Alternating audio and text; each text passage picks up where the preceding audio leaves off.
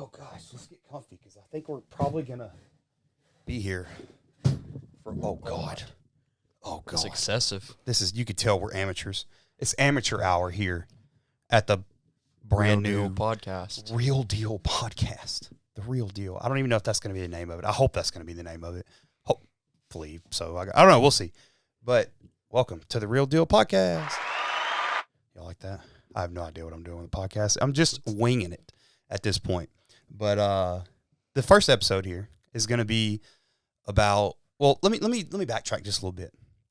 We're going to start off by saying this is going to be a spicy podcast. Not spicy as in like bad stuff or anything like that, but like we're going to talk about literally anything and everything fishing related. Like we'll end up doing some reaction type stuff to some, maybe Karen kicking kids out of ponds and stuff, which I think is ridiculous anyways. But just to start off with a good first episode, I figured my boy Lunkers shared something the other day on his Instagram. I think I took a screenshot of it. If I did take a screenshot of it, then I'll put it up on the screen right now. But for those of you watching, I still, obviously, like I said, I'm new to the podcast thing, and I don't know how to even put it on Spotify or anything. I'm going to figure it out, though. I promise you guys. We won't be 87 episodes deep before I put it on Spotify, or however. I don't even know what I'm doing.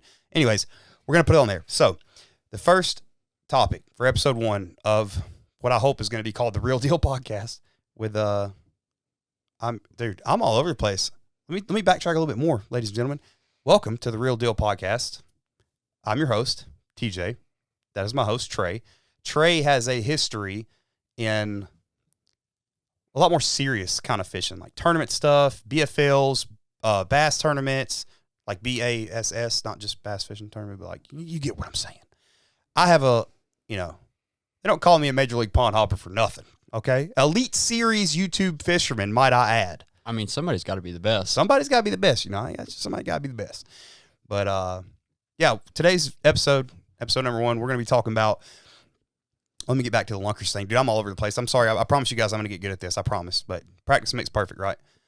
So, Lunkers TV, a.k.a. Rob Turkla, a.k.a. Zaddy. No, I'm just kidding. Chris Zaldane is Zaddy. But Lunkers shared something on his Instagram the other day and said something about, I think it's, you guys have seen the screenshot if it pops up, if I still have it. But it's something like, is pro fishing dead, or I forgot about pro fishing or something like that. I don't even know. Like, has the game changed so much in the last few years that the whole Googan squad thing was created and all that?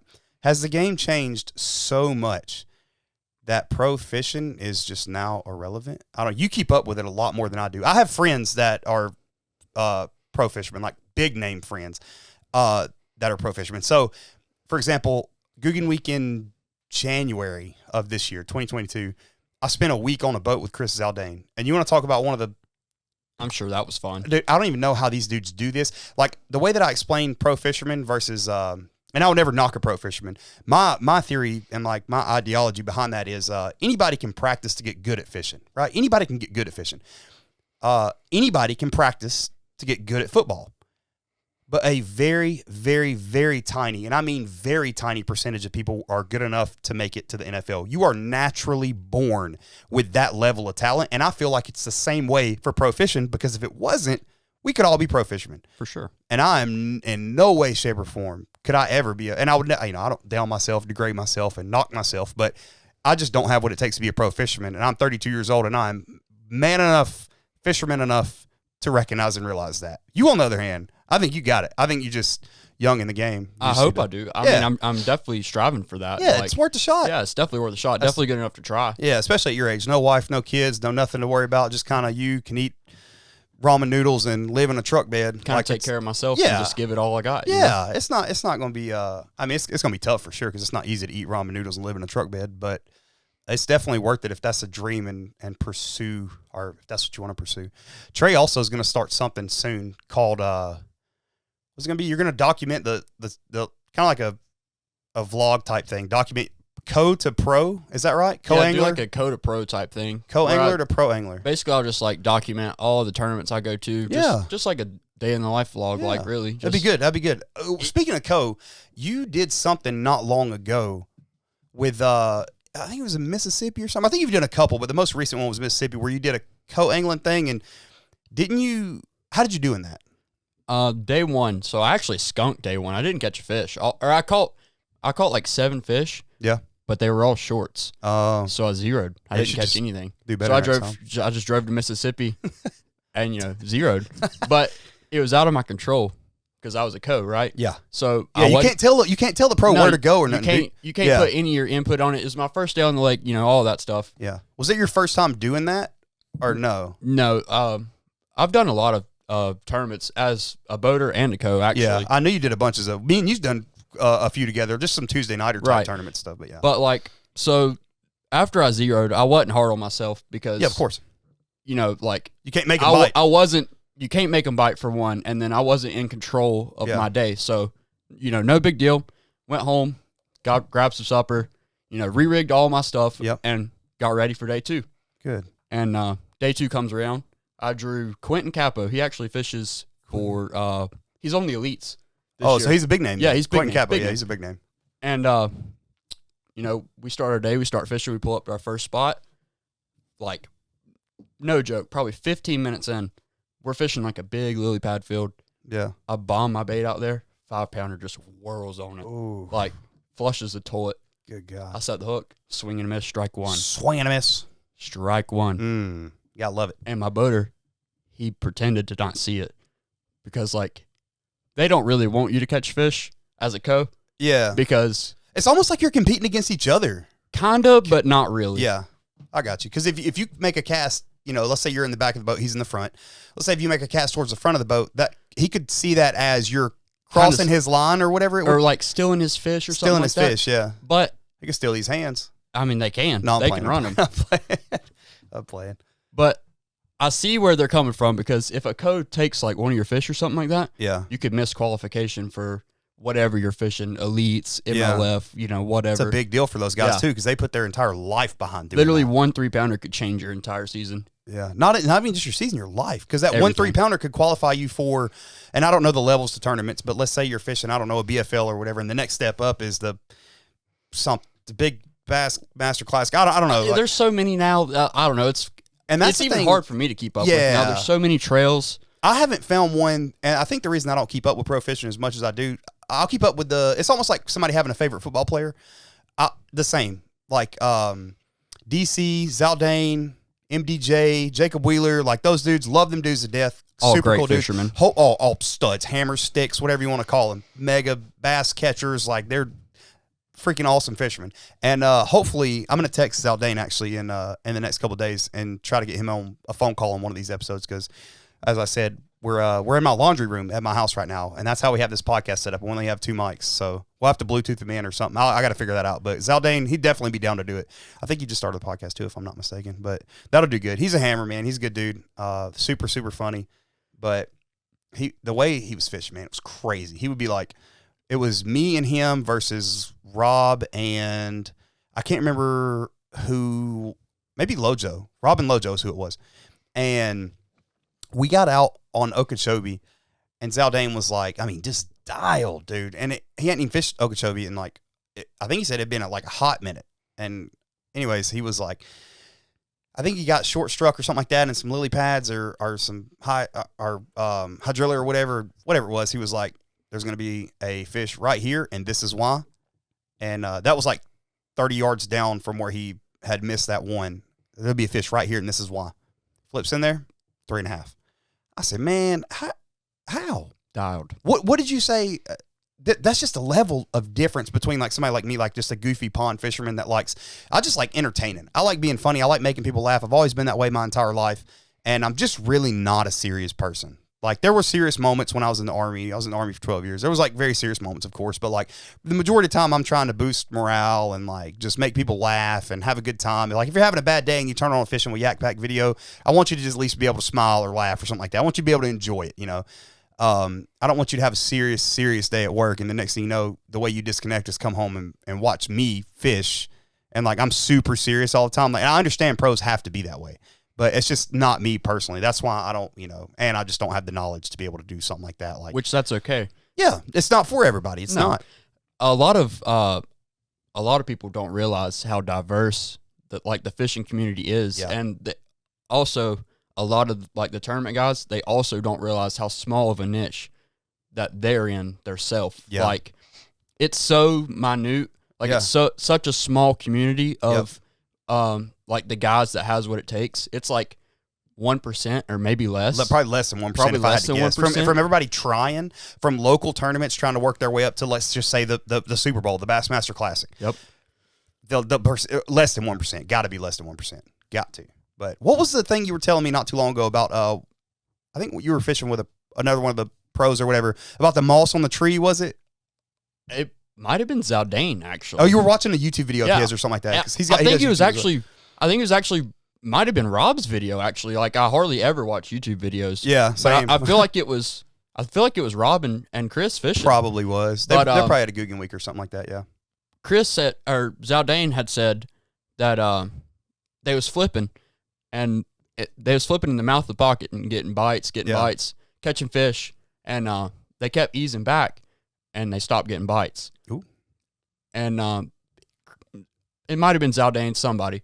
Either one, but I believe it was Zaldane. He noticed that there was moss on the trees, and the water was stagnant and not moving and hot and not getting bites. So he's like, oh, something's up here. Like, we got to go. Like, there's no fish here. Yeah. And he really just noticed it. Damn, I stuttered. He noticed the moss on the tree or something like that. On one side of the tree, was it, or something? Yeah, maybe like one side of the tree or something. And he's like, there is no bass here. They're not in here. We've got to go. Was it an oxygen thing he said or something like that? Yeah, he said it was something about like the oxygen level in the water, and it was like too stagnant. And I was like, wow, that's a really good point. Like, that's a golden nugget right there, yeah. Like, I could have noticed that, like, that I wasn't getting bites and needed to make a change, but I wouldn't have known why. Yeah, you wouldn't have known that. And that's what sets those guys apart. They are just on a whole other level. And I just wouldn't pay enough attention to learn something of that magnitude. That's the thing, is nobody does until you're with somebody that does, and you're like, oh. Like, I was with him for a week straight on Okeechobee, and it was just a whole other ball game. Like, I mean, he would literally tell me, like, yeah, throw over here, twitch it twice, or move it this way, or do something very hyper specific, and you'll catch fish. And dude, 7 times out of 10, 6 times out of 10, I'm talking, we're batting 60% for sure. Like, that's high. That's very high. Catching a fish. And I caught one. I don't know how he knows this stuff, man. He caught a fish, and he said, throw right back in there to the left of that, and you'll catch the other one in there. And I did. And it wasn't as big as his. I think mine might have been 1.8 or something like that. And he caught like a 5 something. And I was like, dude, that's nuts. You think those fish could have been pairs? Were they spawning?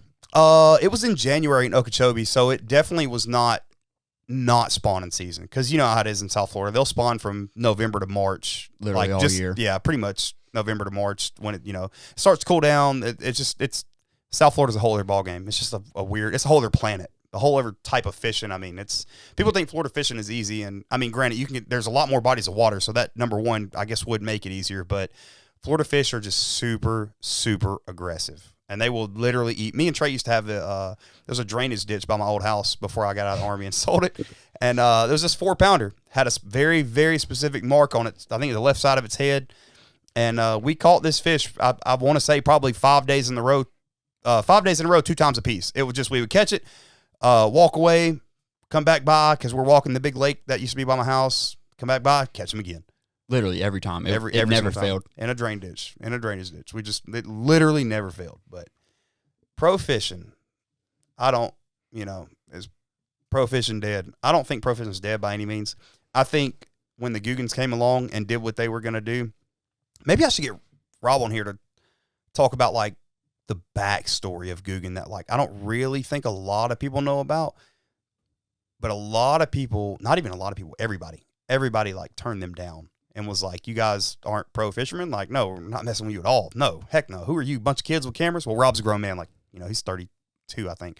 But they were like, all right, bet. Rob was like, all right, bet. Watch this. We'll do it ourselves. I'm going to do it ourselves. I'm going to do it bigger, and I'm going to do it better. Now Googan's like literally number one in every fishing category you could think of, except reels, because we don't have reels yet. But they're coming on the way, though. Yeah, they're on the way. They're prototyping right now. We should have, when we was at Lojo's house the other day, I should have stole one of his. That's what I should have done. He had a whole brand new combo. They got. Well, I probably shouldn't have said that out loud, but those rods too, though. I don't think we can talk about those yet. No. Ooh, spicy though. Forget spicy. I said that. Yeah, bunch of good stuff coming from Googan. I don't even know if I didn't go to ICAST this year, so I don't know what they released and what they didn't yet. I'm sure I'll get a text in the next couple of days because ICAST just ended about 2 weeks ago, and a bunch of catching up to do. But I don't think pro fishing's dead by any means. And I have a lot of pro fishermen friends, up and comers, big name guys like Zaldane Wheeler, DC, MDJ, all of them dudes.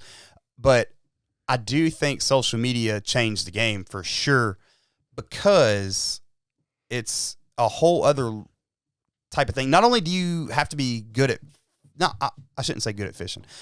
You can suck at fishing and be a very good entertainer on YouTube, and you can make it. You can be very successful. If you can make people laugh, and if your ideas for videos and stuff like that are just good, and you execute it flawlessly, and you got somebody like, for example, a good example, somebody's going to be on the podcast here very soon, like Trey and I are going down to Norm's house.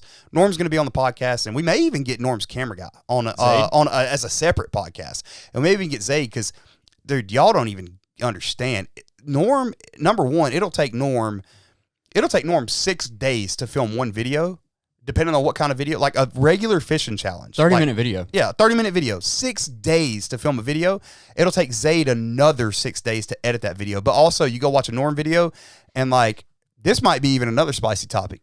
I mean, you can never take away from the GOAT of the YouTube fishing scene, and that is John B. himself when it comes to like telling a story, the B-roll, just a video is a 10 out of 10, highly recommended Netflix documentary. But I'm going to tell you what. Boy, Norm and Zayd, them boys on that thing. I'm telling you, them boys they're on something special. They're on something special, man. And not everybody can be like that either. Norm don't even sleep. Norm is a perfectionist too. Like everything has to be perfect. All his T's crossed, all his I's dotted. Yeah, it will literally take me and Norm, like back in the day when Norm first, we'll talk about that too on Norm's podcast, the whole me and Norm thing from way back and up until this point. I think that'll be a really long podcast and it'll be a really good one too. You guys will really enjoy that. But Norm, it'll take us like 30, 40, 45 minutes just to get a thumbnail for a YouTube video perfect. And I mean, he will have 200 pictures from his camera and he'll scroll through until he picks the like perfect one. But it also takes us like 30 or 40 minutes to line that perfect angle up. The lighting outside has to be perfect. Think about that. You can't control the sun. You can't control the clouds, the rain, the sky, nothing.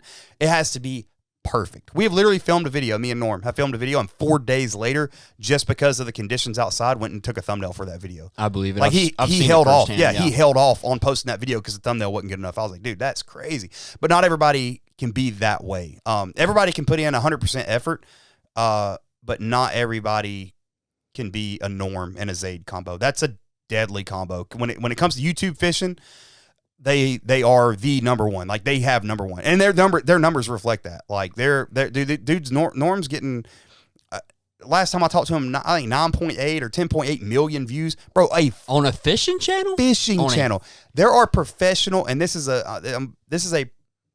it's crazy to compare this, but Norm is out viewing like top tier Call of Duty and Fortnite players. And that is you're talking about hundreds of millions of people that play those games versus a couple million people that watch like fishing stuff. Right. But it's a whole other level when you're like on Norm's level. It's crazy.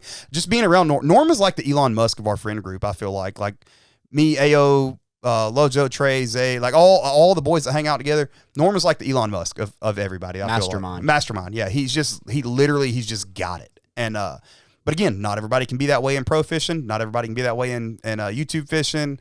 It's just a crazy thing, and it's cool. Norm's my freaking boy. Love you to death, Norm. I always will. One day, me and you'll get married, I guess. But what do you think about the beef between, we'll switch the topics real quick, beef between YouTube fishermen and professional fishermen? Because I myself has also seen that firsthand. I've got the cold shoulder at ICAST, the Bassmaster Classic.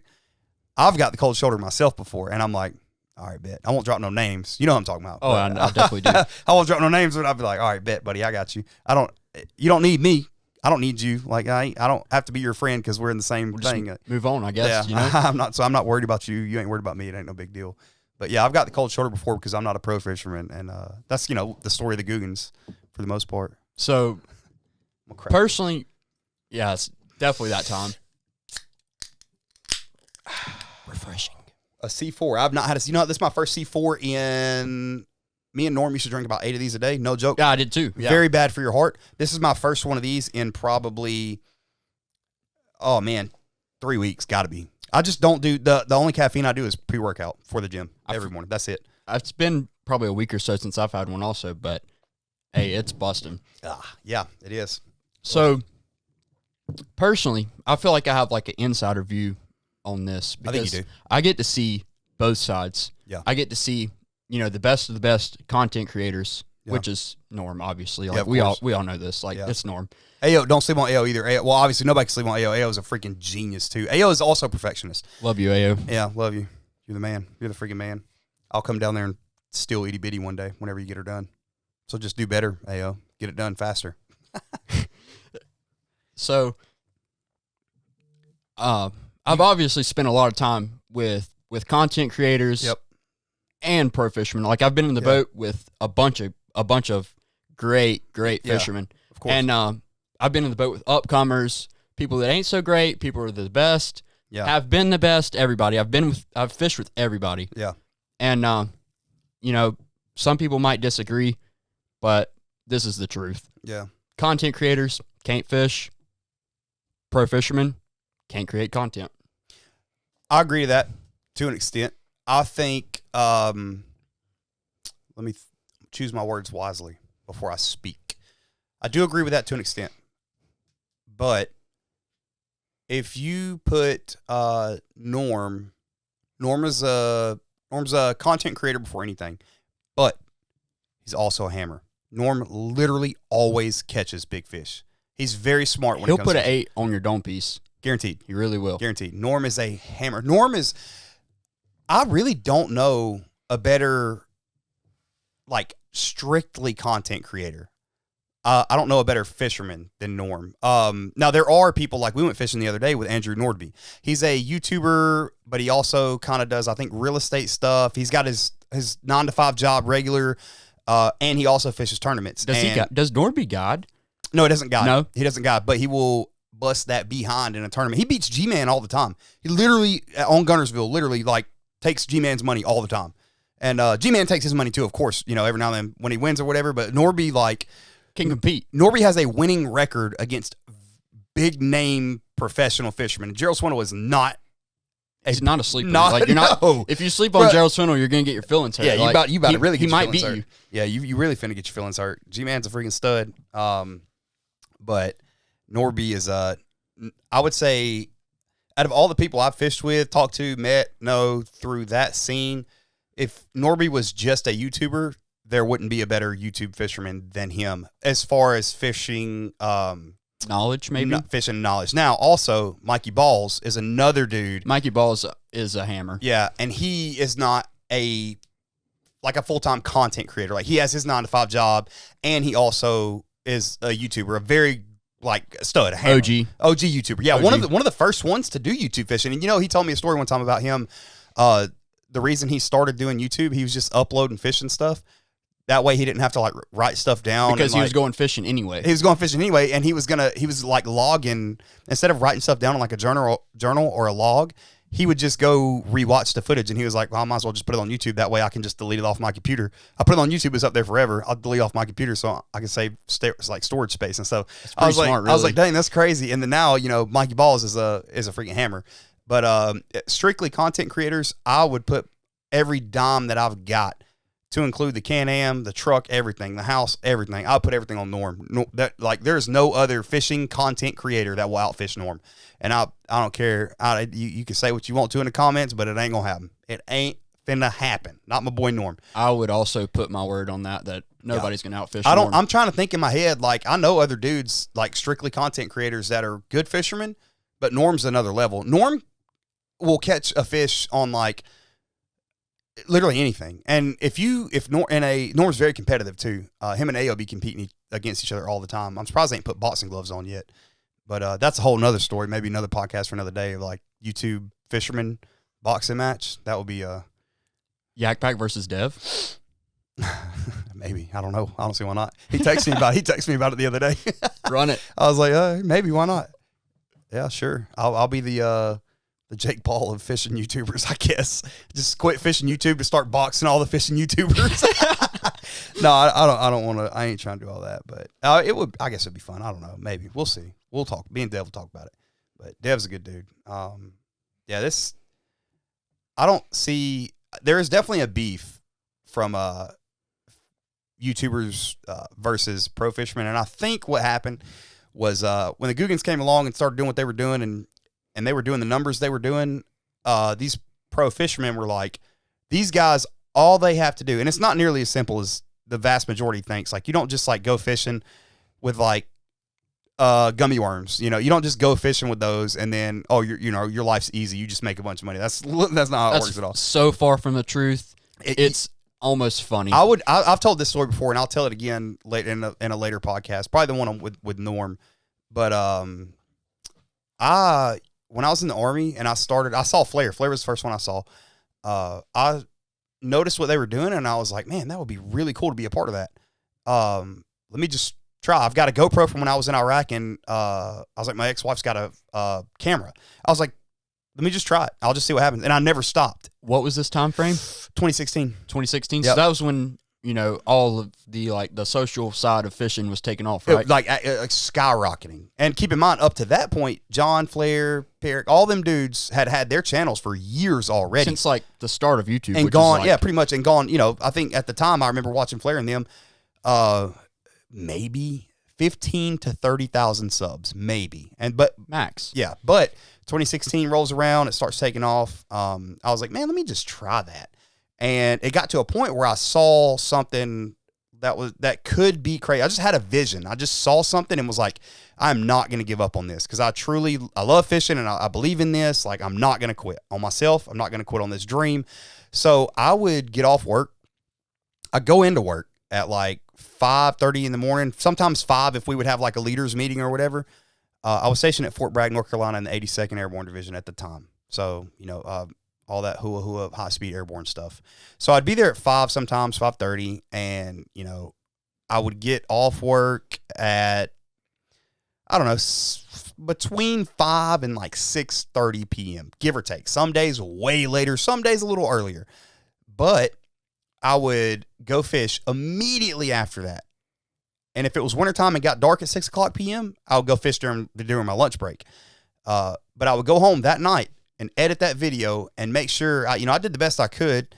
I was no professional editor, and I'm not now. But I would edit the video until like 2 o'clock in the morning and then go to sleep for 3 hours and get up and go do the same thing right over again. Like the 4-day, when we would get 4-day weekends for like federal holidays, like let's say Memorial Day or Independence Day, whatever, we get 4-day weekends, I would literally go fish from sun up to sundown every single day just to be able to stack content for like as long as I could. I would go fish. It didn't matter if whatever fishing challenge I was using, I would go, or any kind of video I was filming, I would go try to do I would try to film, 2, 3, 4 videos a day. And some days it didn't work if you didn't catch no fish. I was at a point where I would post videos trying goofy stuff, and I didn't even catch a fish, but I would still edit and post that because I thought the story was good enough. But that's the grind that the outside people don't see about the YouTube scene or the professional scene. Like, there's so much that goes on behind closed curtains. Oh yeah, there's so much hustle on both sides. Yeah, that you can't like, you literally cannot half-ass it. Like, you'll fail. Yeah. Yeah, and everybody learns life lessons the hard way sometimes, and I was one of those hard lessons about, I don't know, summertime last year or something like that. I was like, I'm getting a bunch of views, like, I'll just kind of slack off for a little bit, and then it bit me in the butt big time. But now, I'm back focused and everything. But everybody goes through. You've seen Lojo go through it. Years ago, Norm went through it. Norm took like a 4-month break from YouTube one time. Didn't even post a video on YouTube for 4 months. But that was when he was younger. I think he might have just graduated high school or something like that. I don't even know. But he was doing YouTube, and that was his goal and his dream. But everybody kind of not gets necessarily burned out, but sometimes you just creatively run out, and you kind of got to refresh your mind and get in the right step headspace. away and kind of take a little break for a little while. Yeah, you got to get back in the headspace. But I think kind of to wrap this up a little bit, I don't know exactly how long I want to keep these podcasts. Maybe we're at 30 something minutes right now. Maybe we could go for an hour. It just depends on the topic, I guess, like that. But I definitely don't want to drag stuff out. So do you guys think, to wrap it up, do you guys think pro fishermen are what was that? The pro fishing scene. Do y'all think that's kind of dying off and YouTube is taking over? Our social media as a whole is taking over. Could you see pro fishermen leaving pro fishing to do more social media stuff? No, I couldn't see it. I don't think so either. I feel like professional fishing and the content creation side as wide open. I feel like it's the best, the biggest, I guess what that it's ever been. I think so too. But guess what? Social media has helped pro fishing more than pro fishermen has helped social media. That's a fact. Yeah, that's 100% fact. 1,000%. I guaranteed. Oh my mama. But anyways, thanks for watching the Real Deal podcast. We got a bunch of other topics to talk about. If you guys want to see anything specific, let us know down in the comments if you're watching this on YouTube, and I'll do my best to figure out how to put this on Spotify and stuff like that. I guess I have no idea how that works, but we'll figure it out. We'll figure it out. Yeah, we'll figure it out. But we might be 12 episodes deep before we figure it out, but we'll get it figured out. Anyways, that's going to be it. Thanks for watching the Real Deal podcast. We'll catch y'all on the next episode. Peace.